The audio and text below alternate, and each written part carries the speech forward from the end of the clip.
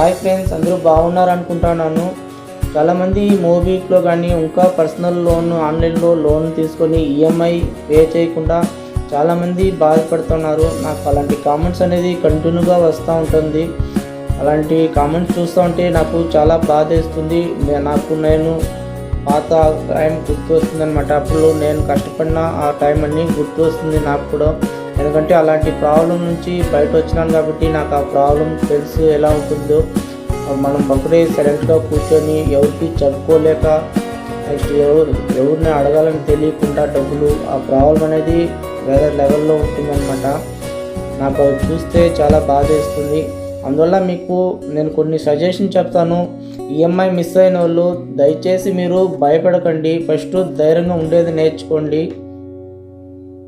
నేను మీకు ఆల్రెడీ వీడియోలో కూడా చెప్పినాను, మీ దగ్గర డబ్బులు ఉంటేనే 5వ తేదీ అకౌంట్లో వేసి ఉంచండి. లేకపోతే డబ్బులు లేదంటే సైలెంట్ అయిపోండి, ఏమవుదు.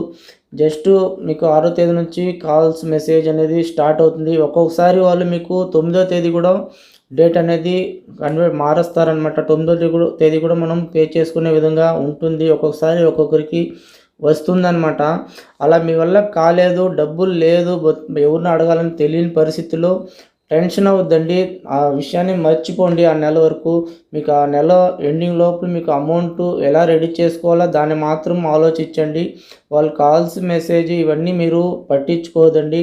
మీ ఫొటోస్ వీడియోస్ ఇవన్నీ అప్పుడు 7 days లోన్ ఉన్నప్పుడు అలా చేస్తున్నారు.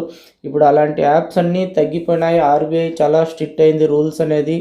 అందువల్ల అలాంటివన్నీ చేయరు. మనకి కాల్స్ కూడా వాళ్ళు ఎప్పుడప్పుడు చేసేదానికి ఛాన్స్ లేదు. నెక్స్ట్ మన ఇంటి దగ్గరికి కూడా వాళ్ళు మనకి ఇన్ఫామ్ చేయకుండా వాళ్ళు వచ్చే ఛాన్స్ అనేది లేదు. వాళ్ళకి పర్మిషన్ అనేది కూడా లేదు. వాళ్ళు వచ్చే ముందు మనకి ఇన్ఫామ్ అనేది చేయాలన్నమాట.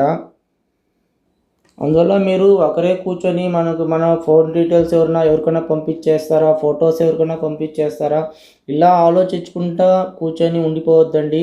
మీరు అందులో నుంచి ఎలా బయటపడాలా, ఎంత అమౌంట్ తక్కువ అమౌంట్ కట్టుకుంటా వచ్చి బయట వచ్చేయాలా, ఇలాంటి ఆలోచన చేసి కొంచెం టాలెంట్ యూజ్ చేసి బయట వచ్చేది నేర్చుకోండి. అంతేగాని మీరు భయపడి ఏదో అయిపోతుంది అనేసి దయచేసి భయపడకండి.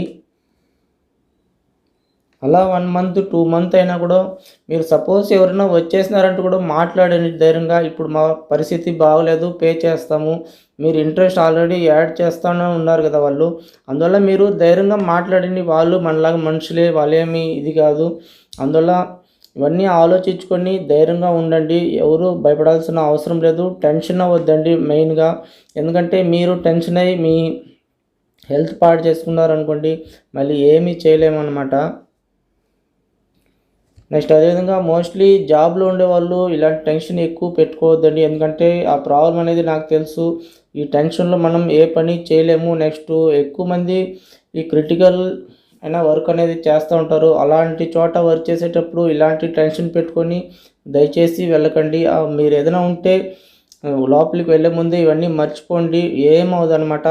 మీరు హ్యాపీగా వర్క్ చేసుకొని మళ్ళీ కావాలంటే ఇవన్నీ చూసుకోండి. ఈ టెన్షన్తో పోయి మీరు వర్క్ చేసినారంటే అక్కడ ఏదో ఒక ప్రాబ్లం అనేది జరుగుతుందనమాట.